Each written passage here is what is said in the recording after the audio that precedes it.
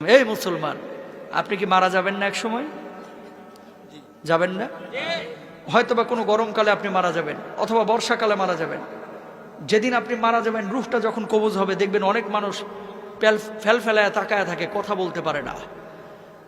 আপনি মনে করেন যে তার এখন পিপাসা লাগছে, কারণ রূহ কবজ শুরু হয়ে গেছে ভিতরে।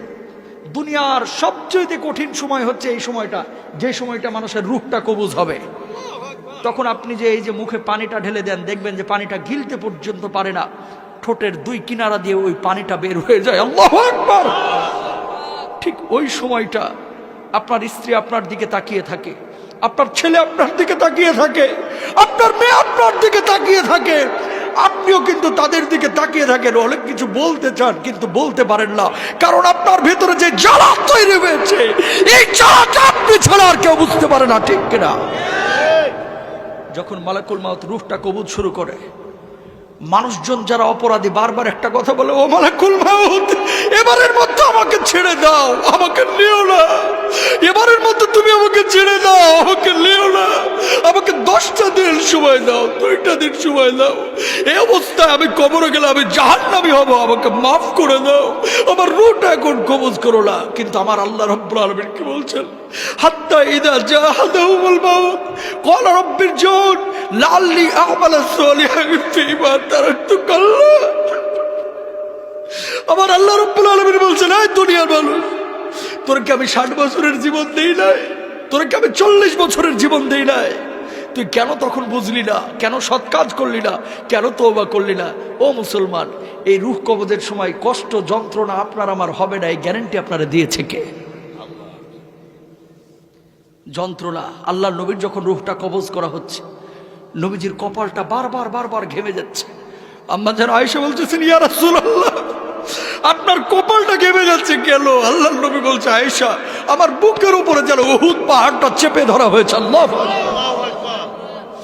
আল্লাহ নবীর যদি এই অবস্থা হয়, আপনার আবার অবস্থাটা কি হতে পারে আপনি জানেন না? এই বাড়ি যাবে না, আপনার সঙ্গে গাড়ি যাবে না, কিচ্ছু যাবে না। আপনি মারা যাবেন, ব্লেড দিয়ে আপনার জামা কাপড়গুলো কেটে খাটিয়ার উপরে আপনাকে রেখে, সন্তান সন্ততি বা আত্মীয় স্বজন বন্ধু বান্ধব ঘর থেকে লাশটা বাইর করে ওই বারান্দায় রেখে দেবে, অথবা উঠানে রেখে দেবে। আপনার নাম ছিল আব্দুল কুদ্দুস, আব্দুর রহিম, সালমান, সাদমান, কত ভালো ভালো নাম। এখন কেউ আপনাকে নাম ধরে ডাকবে না, এখন আপনার নাম হয়ে গেছে লাশ। আপনার নাম কি? ওই মুয়াজ্জিন সাহেব মাইকে যে ঘোষণা দিবে, সেদিন আপনার নামের শুরুতে একটা ডিগ্রি লেগে যাবে, ডিগ্রি। সেদিন আপনাকে আর বলবে না আব্দুস সালাম সাহেব দুনিয়া থেকে বিদায় নিয়েছে, বরং বলবে মরহুম আব্দুস সামাদ আজকে দুনিয়া থেকে বিদায় নিয়েছে। ও মুসলমান, খাটিয়া যখন নিয়ে যাবে, সন্তানগুলোকে বলবে, ও সন্তান, তোর জন্য কি আমি বাড়ি করেছি না? তোর জন্য কি আমি 30 বছর 60 বছর কষ্ট করেছি না? ও প্রাণের সন্তান, খবরদার আমারে কবরে একা রাখিস না, একা রাখিস না, একা রাখিস না। ওই সন্তানগুলো কবরের মধ্যে নামবে, বাবাকে যখন শুইয়ে দিবে, সন্তানগুলো একজন একজন করে যখন উঠে যাবে, বাবা বলবে, ও সন্তান, তোর জন্য আমার জীবনের 30টা বছর শেষ করে দিয়েছি, ও সন্তান প্লিজ আমার একা রেখে যাস না, আমি থাকতে পারবো না, আমি থাকতে পারবো না। একজন একজন করে উঠে যাবে। বাঁশগুলো যখন কবরের উপরে দেওয়া হবে, আপনি আকাশের দিকে তাকিয়ে থাকবেন কিন্তু কথা বলতে পারবেন না। বুক ফাটা আর্তনাদ, কলিজা ফাটা কান্না। সেদিন আপনি কাঁদবেন কিন্তু কেউ শুনবে না। সন্তান একজন একজন করে উঠে যাবে। বাঁশগুলো যখন একটার পর একটা দেওয়া হবে, একটু আলো কবরের মধ্যে ঢুকবে, আপনি চিৎকার করবেন, ও সন্তান প্লিজ আমাকে রেখে যাস না, আমি অন্ধকার বড় ভয় পাই, আমি অন্ধকার বড় ভয় পাই রে, এইভাবে আমাকে রাখিস না। কিন্তু সন্তান শুনবে না, উঠে যাবে। এই যে বাঁশগুলো যখন পুরোটাই দিয়ে দিল, একটু আলো ঢুকতেছিল, এখন আলোটাও নাই। বাঁশের ওপরে চাটাই দেওয়া হলো, এখন ঘুটঘুটে অন্ধকার। পাশ দিয়ে যদি একটা সাপও হেঁটে যায় আপনি টের পাবেন না, এমন অন্ধকার। মানুষ যখন মাটিগুলো দিবে, ধিপধাপ আওয়াজ হবে, মাটি দেওয়া হয়ে যাবে, মানুষ চলে যাবে। যখন দেখবে যে সন্তান একা থুয়ে, আপনার ভাই একা থুয়ে, আপনার বাবা একা থুয়ে, আপনার অন্যান্য আত্মীয়রা একা থুয়ে আপনাকে থুয়ে কবরে চলে যাচ্ছে, পায়ের আওয়াজ আপনি শুনতে পাবেন। সেই সময়ের বুক ফাটা আর্তনাদ, কলিজাক ফাটা কান্না যদি দুনিয়ার কোনো মানুষ শুনতে পাইতো, সঙ্গে সঙ্গে দুনিয়া থেকে বিদায় নিত। আল্লাহু আকবার। মানুষ দুনিয়া ধরতো না, তাহলে পাগল হয়ে যাইতো। হাজার ওয়াজ দরকার নাই মুসলমান, এরকম 2-1টা জিনিস একটু মেনে নেন। জীবন পরিবর্তন হয়ে যাবে, ঠিক কিনা?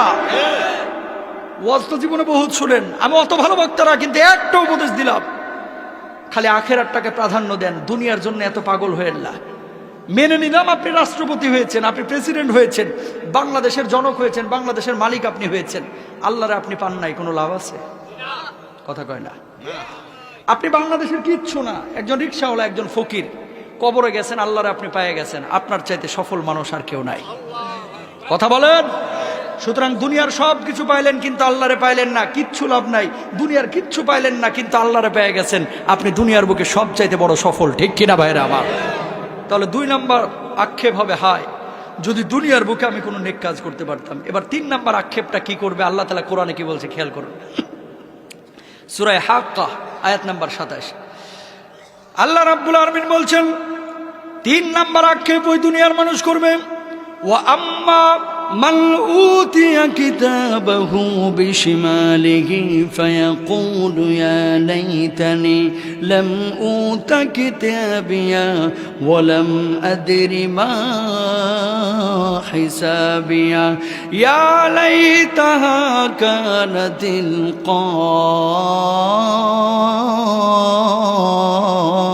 কাদিয়া। আল্লাহ রাব্বুল আলামিন বলবেন, আল্লাহ রাব্বুল আলামিন বলছেন কুরআনুল কারীমের সূরা হাক্কার মধ্যে, যেই মানুষগুলোর আমল নামা বাম হাতে দেওয়া হবে ওই মানুষগুলো বলবে, আল্লাহ আজকে যদি আমাদের আমল নামাগুলো না দেওয়া হইতো কতই না ভালো হইতো। ওগো আল্লাহ যদি আমরা মৃত অবস্থায় থাকতাম কতই না ভালো হতো। আজকে কিয়ামতের ময়দানে আমরা উঠে বড় বিপদে পড়ে গেছি। ওই কবরের মধ্যে ছিলাম, ওখানে আযাব গজব ছিল একটু মৃদু, এই আখিরাতের চাইতেও কম, সেটাই তো আমাদের জন্য ভালো ছিল। আমরা যদি মৃত হতাম কতই না ভালো হতো, কতই না ভালো হতো। কিন্তু আল্লাহ রাব্বুল আলামিন ওই মানুষগুলোর জন্য জাহান্নামের ফয়সালা করবেন, বলুন নাউজুবিল্লাহ। মানুষ কবর থেকে উঠে বলবে, আল্লাহ আখেরাতে উঠাইলেন কে? ওই কবরে ছিলাম, এটাই তো ভালো ছিলাম। কবরের মায়ের আখেরাতের চাইতে একটু কম, কারণ হিসাব নিকেশের পরে তো তুখোর মায়ের হবে। কথা বলেন না কেন? বলবে যে আল্লাহ যদি মৃত হতাম এটাই তো ভালো ছিল, আপনি উঠাইলেন কেন? মৃত ছিলাম এই ভালো ছিল। আমার কথা না, আল্লাহর কথা। একটা মানুষ কতটা বিপদে পড়লে এ কথা বলতে পারে যে মৃত ছিলাম এটাই তো ভালো ছিলাম? কতটা বিপদে পড়লে। যারা বুঝার এরা কিন্তু বুঝতেছে। আল্লাহ তাআলা আমাদের বুঝদান করুন, বলুন আমিন। 4 নাম্বার, 3 নাম্বারে মানুষ যখন বলবে যে আল্লাহ আপনি যদি আমাদেরকে কি করতেন, মৃত রাখতেন ভালো হতো, আল্লাহ রাব্বুল আলামিন জবাব দিচ্ছেন কি, খেয়াল করেন এদের পরিণতিটা কি হবে। তারপরে 4 নাম্বার পয়েন্টে যাব। আর রাব্বুল আলামিন বলবেন, মা আগলা আন্নি মালিয়া হালাকা আন্নি সুলতানিয়া খুযুহু ফাগুল্লুহু সুম্মাল জাহিমা সাল্লু সুম্মা ফি সিলসিলাতিন দারউহা 70 যিরাআন ফাসলুকু।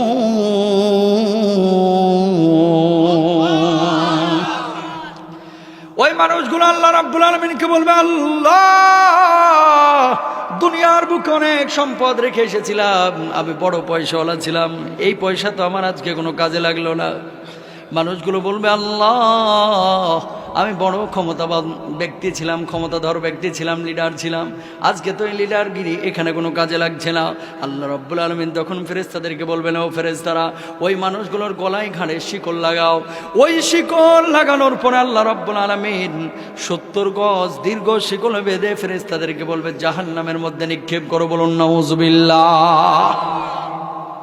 বাড়ি গাড়ি সম্পদ আপনি উপার্জন করছেন ভালো কথা, বানাচ্ছেন ভালো কথা, কিন্তু সম্পদের একটা অংশ যদি আমার আল্লাহরে না দেন তাহলে কিন্তু এই সম্পদ কাজে আসবে না। কথা ক্লিয়ার? এবার 4 নাম্বার আক্ষেপটা মানুষ কি করবে, আমার আল্লাহ তাআলা কি বলছেন খেয়াল করুন। দুনিয়ার বুকে কিছু মানুষ দেখবেন বন্ধুত্ব করে এমন কিছু মানুষের সঙ্গে যাদের সাথে বন্ধুত্ব করার কারণে সে দুনিয়াও হারায় আখিরাতও হারায়, আছে না নাই?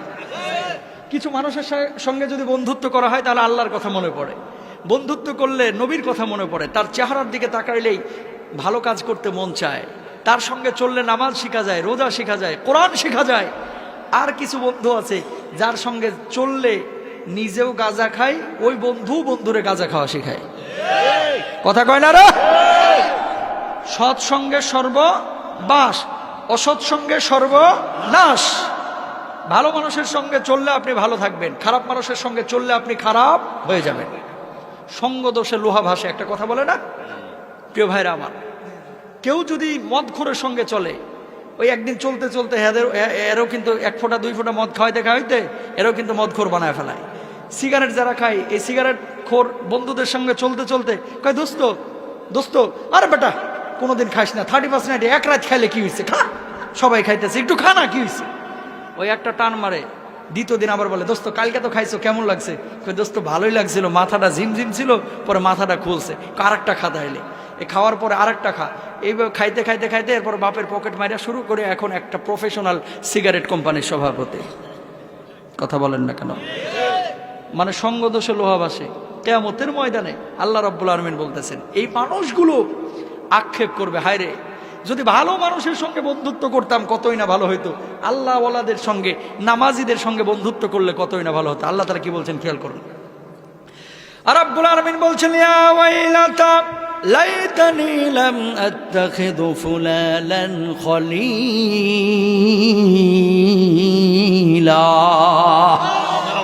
ওই দিন মানুষগুলো বলবে, আল্লাহ কি করলাম দুনিয়ার বুকে, বিড়িখোর মদখোর ওদের সঙ্গে বন্ধুত্ব কেন করেছিলাম?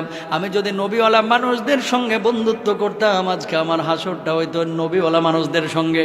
আমি যদি আলমের সঙ্গে বন্ধুত্ব করতাম, আমার আজকে হাসর হইতো আলমের সঙ্গে। আমি যদি ইমামের সঙ্গে খতিবের সঙ্গে বন্ধুত্ব করতাম, আমার আজকে হাসর হইতো ইমাম খতিবের সঙ্গে। আমি যদি নামাজির সঙ্গে বন্ধুত্ব করতাম, আমার হাসরটা হইতো নামাজির সঙ্গে।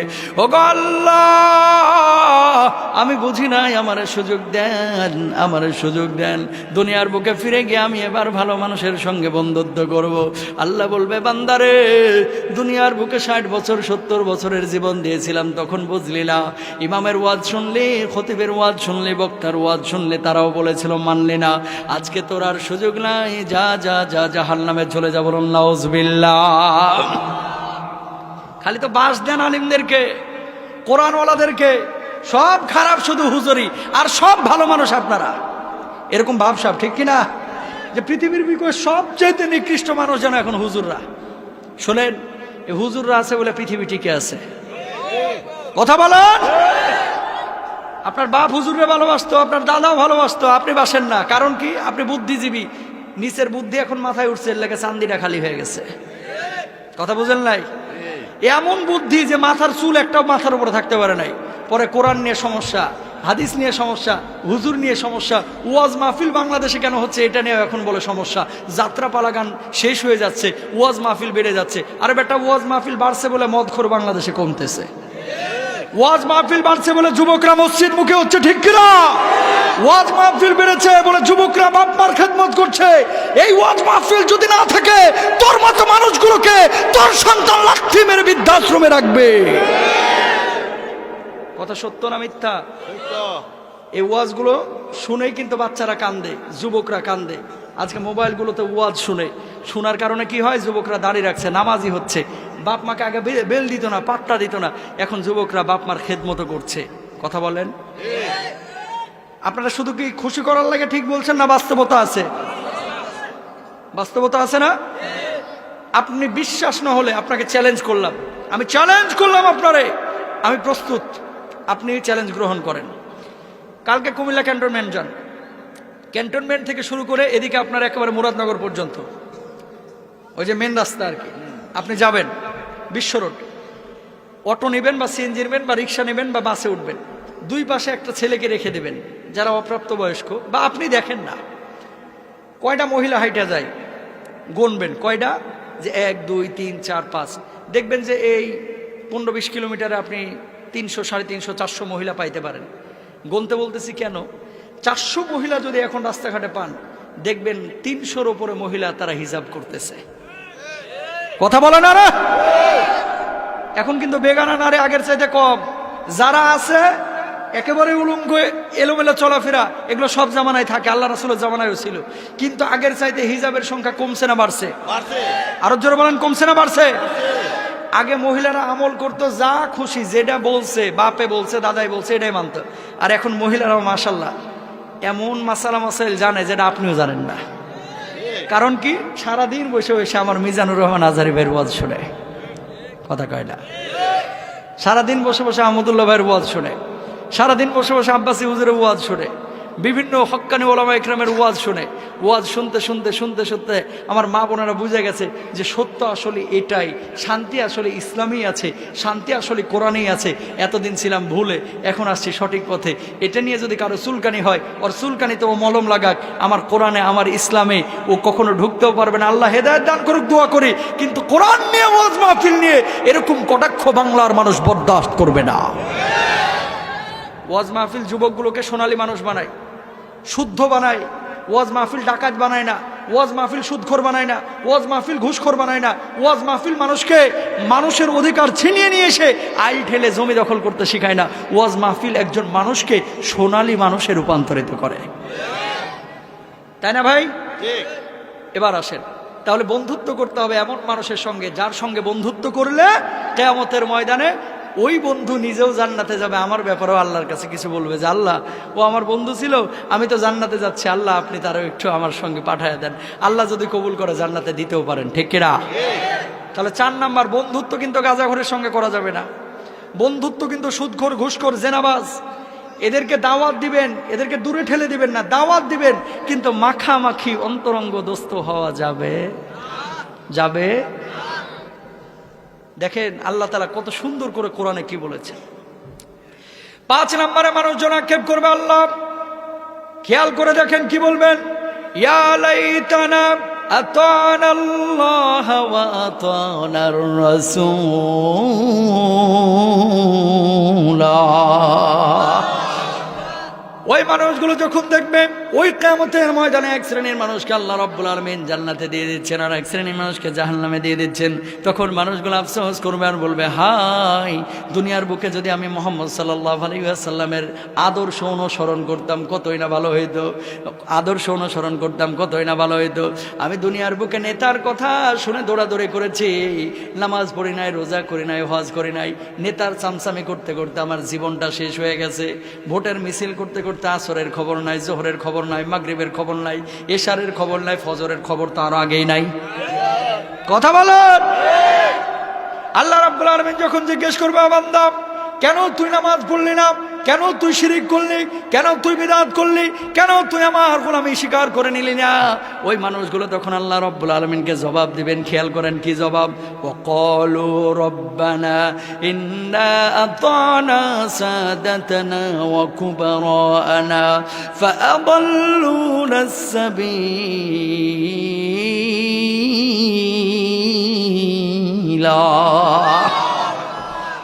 আল্লাহ যখন ওই ব্যক্তিদেরকে বলবে, ও বান্দা নামাজ পড়িস নাই, আল্লাহকে ঠিক মতো বিশ্বাস করিস নাই, আল্লাহর বিধানগুলোকে মানিস নাই, আজকে যা জাহান্নামে যা, ওই ব্যক্তিরা তখন বলবে, আল্লাহ আমারে ধরার আগে আপনি আমার বড় লিডার রে ধরেন। এই যে কথা আল্লাহ বলছে, ইন্না আতানা সাদাতানা ওয়া কুবরানা ফাআদাল্লুনা সাবিলা।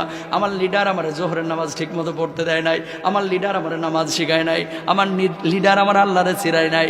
ও আল্লাহ, আপনি আমারে ধরার আগে আমার ওই বড় লিডার রে ধরেন, ও আপনার পথে আমারে বাধা দিয়েছিল। ওগো আল্লাহ, আপনি শুধু ধরেই তারে ছাইড়া দিবেন না, ওর জন্য আমি জাহান্নামে যাচ্ছে। রব্বানা আতিহিম দুআফাইনি মিনাল আযাবি ওয়া লানহুম লানান কাবীরা। ওই লিডারে বেশি করে পেদানি দেন, অন্যদেরকে যেই শাস্তি দিচ্ছেন তার চাইতে দ্বিগুণ শাস্তি দিয়ে দেন। বলুন নাউজুবিল্লাহ। আমার কথা না আল্লাহর? আরো জোরে কার? আল্লাহ। সূরা আহজাব আয়াত নাম্বার 68।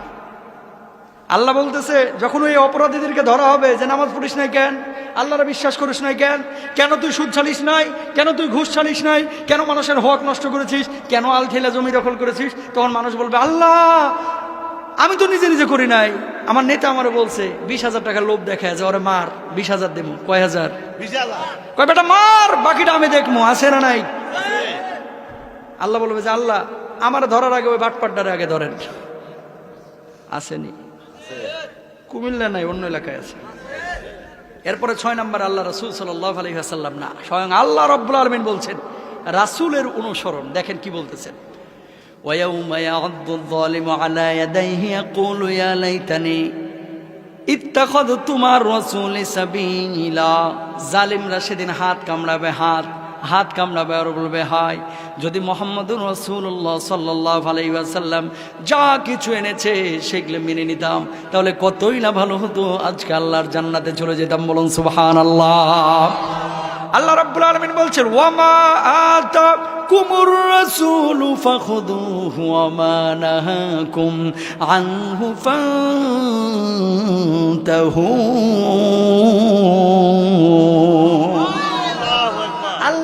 আল্লাহ রাসূল যা এনেছে তা গ্রহণ করবেন, যা থেকে বারণ করেছে তা আপনারা ছেড়ে দিবেন। এই মুসলমান, ক্যান্টনমেন্টে ধরেন এখন জমির কাঠা, ধারণা করে বলতেছি, না হলে তো 30-40 লাখ টাকা কাঠা হবে আপনার ক্যান্টনমেন্টে, 30-40 লাখ টাকা কাঠা হবে, ধরে নিলাম 30 লাখ। 3 কাঠা জায়গার দাম কত লাখ? 90 লাখ। কথা বলেন 90 লাখ। কত লাখ? 90 লাখ। এই 90 লাখ টাকা জমির জন্য আপনি কি একটা মালিকের কাছে যাবেন, বলবেন কাকা আপনার জমিটা আমার খুব পছন্দ হয়েছে, দেন 90 লাখ টাকার জমি দিয়ে দেন, এই যে নেন ক্যাশ, নিয়ে নিবেন? কেউ নিবে? কি করবে? আগে জমির কাগজগুলো নিবে, নেওয়ার পরে দরকার হয় 15 জন ভেন্ডার দেখাবে। ব্রিটিশ পিরিয়ডে অবস্থা কি ছিল? RS কি, CS কি, সিটি জরিপ কি, তারপরে পাকিস্তান পিরিয়ডে কি ছিল, হিন্দু মালিক আছে কিনা, বৌদ্ধ মালিক আছে কিনা, মুসলিম মালিক আছে কিনা, হিন্দু মালিক থাকলে বোন ছিল কিনা, মেয়ে ছিল কিনা, নানান ধরনের যাচাই বাছাই করে তারপরে সিদ্ধান্ত নিবে। জমি ক্লিন হলে কিনবে, না হলে চিন্তা করবে না না না এই ভেজাল্লা জমি কিনে আমি কি আমার 90 লাখ টাকা খোয়ামু? কথা বলেন না কেন? দরকার হয় 2 লাখ টাকা খরচ করবে এই ভেন্ডার দেখাতে গিয়ে। কয় লাখ? 2 লাখ। তারপরে কোনো ভেজাল জমি কিনতে রাজি না, যে আমার জীবনের সঞ্চয়গুলো আমি নষ্ট করতে চাই না। ও মুসলমান, মাত্র 90 লাখ টাকার জমি, 3 কাঠা জায়গা, 3 কাঠা জায়গার জন্য এত যাচাই বাছাই, এত তদবির, এত ফিকির, এত বিশ্লেষণ, এত সূক্ষ্ম থেকে সূক্ষ্ম বিষয় আপনি অবলোকন করছেন, দেখছেন, যাচাই বাছাই করছেন। সবচেয়ে সর্বনিম্ন যেই জান্নাত কুমিল্লার মানুষকে আল্লাহ তাআলা দিবেন, একটা জান্নাত 10টা পৃথিবীর সমান হবে, সেই জান্নাতে যাওয়ার জন্য আমলগুলোকে একটু যাচাই বাছাই করা দরকার আছে না নাই? 3 কাঠা জায়গার জন্য এত যাচাই বাছাই, 10টা পৃথিবীর সমান জান্নাতে আপনি ঢুকবেন, আমল দিচ্ছে, আমলটা একটু যাচাই বাছাই করবেন না? খালি লিডার বলছে আর আপনি মেনে নেবেন, এটা কি হবে? হবে? বাবাই বলছে হুজুর, বাবাই বলছে তার মানে জায়েজ না। বাংলাদেশে কিছু মানুষের কাছে মাসালা মাসাইলের কিতাব নাই, ধরেন যদি বলে কাকা এটা করতেছেন কে, এটা তো ইসলামে নাই, এটা তো হাদিসে নাই, এটা তো কোরআনে নাই, কয় নতুন নতুন হুজুর, নতুন নতুন ফতোয়া। কথা কয় না রে? কে নতুন হুজুর? কে আগে জানতেন না, এখন জানছেন, আপনি মানবেন? আমার বাপ দাদা কি ভুল করেছে? না। এই কথা বলবে, কি বলবে? আমার বাপ দাদা কি ভুল করেছে? মানে বাপ দাদা যেটা করেছে এটাই সঠিক। কোরআনের ধার ধারে না অনেকে, আছে না নাই? আল্লাহর নবী যা বলেছে তা করবেন, কোরআন যা বলেছে তা করবেন, যা বলেন নাই তা করবেন না। এরপরে মানুষের আক্ষেপটা হবে। আলোচনা কিন্তু শেষের দিকে আসতেছে। যদি আমি সফল মানুষদের সাথে চলতাম, একটা হচ্ছে সফল মানুষ কারা? যারা সোজা পথে হাঁটে। কি পথে? সোজা পথে। ইহদিনাস সিরাতাল মুস্তাকিম সিরাতাল্লাযীনা আন'আমতা আলাইহিম গায়রিল মাগদুবি আলাইহিম ওয়ালাদ-দাল্লিন। আমিন। সোজা পথ কোনটা এটা কিন্তু আপনিও বুঝেন। যে পথ কোরআনের পথ, যে পথ হাদিসের পথ, যে পথ আল্লাহওয়ালাদের পথ, সেটা হচ্ছে কিসের পথ? সোজা পথ।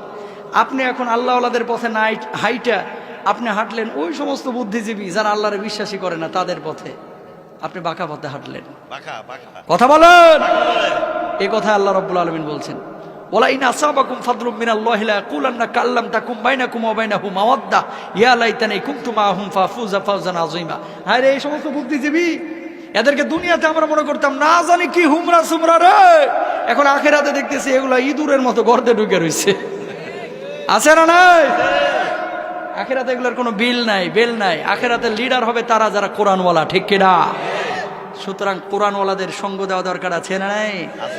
Rose TV 24. Enjoy by listening to the Holy Quran.